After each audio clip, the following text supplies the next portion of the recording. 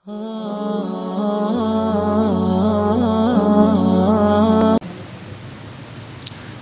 المظفر کا مہینہ شروع ہو چکا ہے۔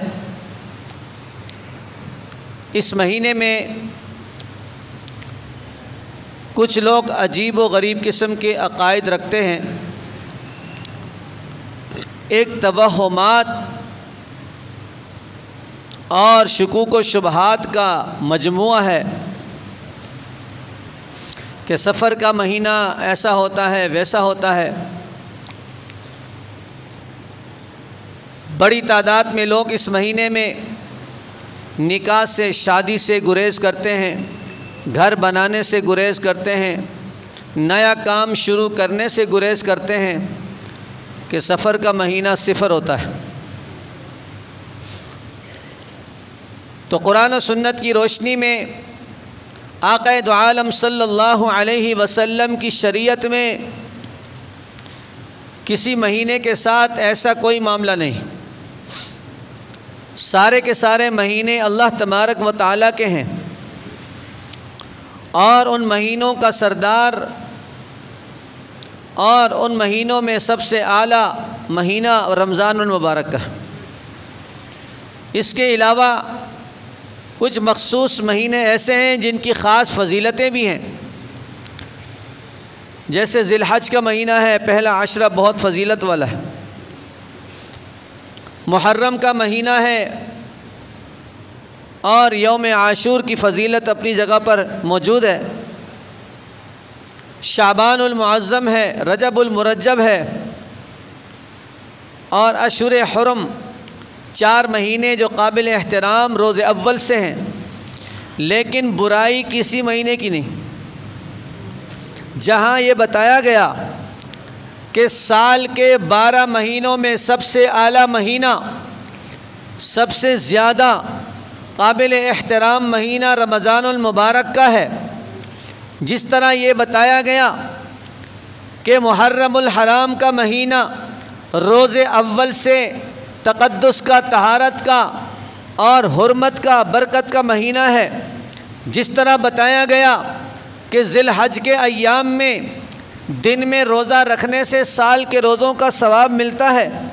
رات کی عبادت سے شب قدر کا ثواب ملتا ہے، جس طرح کہا گیا کہ عرفہ کا روزہ رکھنے سے اللہ کے رسول صلی اللہ علیہ وسلم نے فرمایا، مجھے امید ہے کہ اللہ رب ذوالجلال اس عرفہ کے یوم عرفہ کے روزے کی برکت سے 1 سال پہلے اور 1 سال آنے والے گناہوں کا کفارہ فرمائیں گے، بخشش فرمائیں گے، معافی عطا فرمائیں گے۔ جس طرح کہا گیا کہ شعبان المعظم کی 15ویں رات یعنی 14 شعبان المعظم میں جو رات ہے وہ بابرکت رات ہے، اس میں بڑے اہم فیصلے ہوتے ہیں، اور اس رات کو عبادت افضل ہے، اور اس دن میں روزہ رکھنا وہ نفلی روزہ ہے، اور اللہ کے رسول صلی اللہ علیہ وسلم سے محبت کرنے والے اہل اسلام جو اللہ تبارک و تعالیٰ کی قربت حاصل کرنا چاہتے ہیں، وہ اس دن روزہ نفلی رکھتے ہیں۔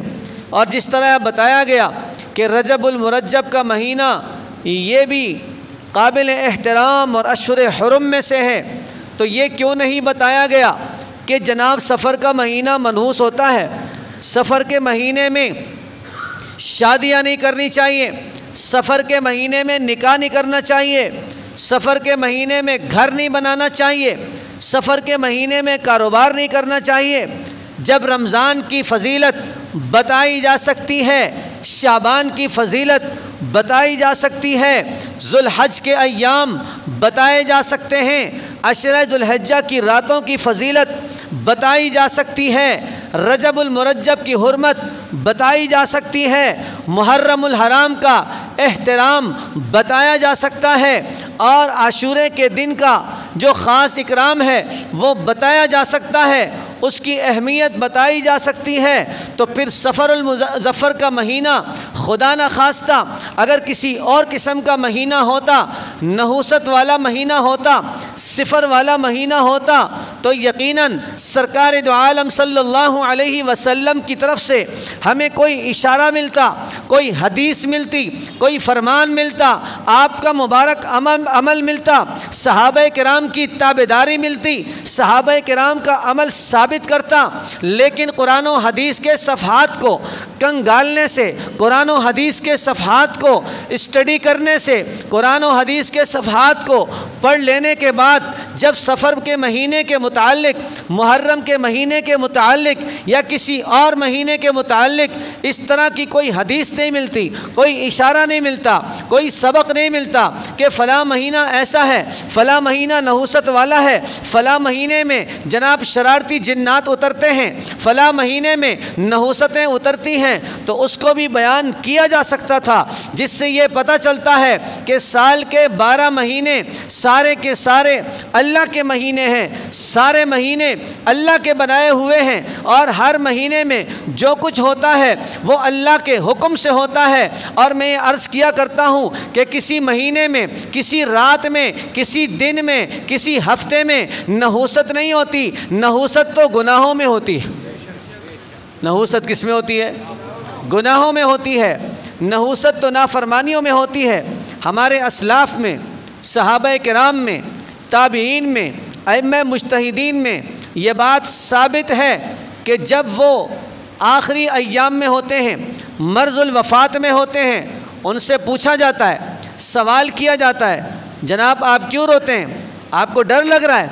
آپ کو کس چیز کا خوف ہے؟ آپ موت سے ڈرتے ہیں؟ تو حضرات نے، اسلاف نے، صحابہ نے، تابعین نے، ائمہ مجتہدین نے، بزرگان دین نے یہ فرمایا کہ جناب ہمیں موت کا ڈر نہیں، اپنے گناہوں کی نحوست کا ڈر۔ ہمیں گناہوں سے ڈر لگتا ہے، کیونکہ گناہوں کے علاوہ، آپ کی نافرمانی کے علاوہ کسی مہینے میں، کسی دن میں اور کسی اس طرح کے اوقات میں کوئی نحوست نہیں ہوتی۔ لہٰذا ایسے عقائد سے، ایسے نظریات سے اور ایسے شکوک و شبہات سے ہر مسلمان کو بچنا چاہیے۔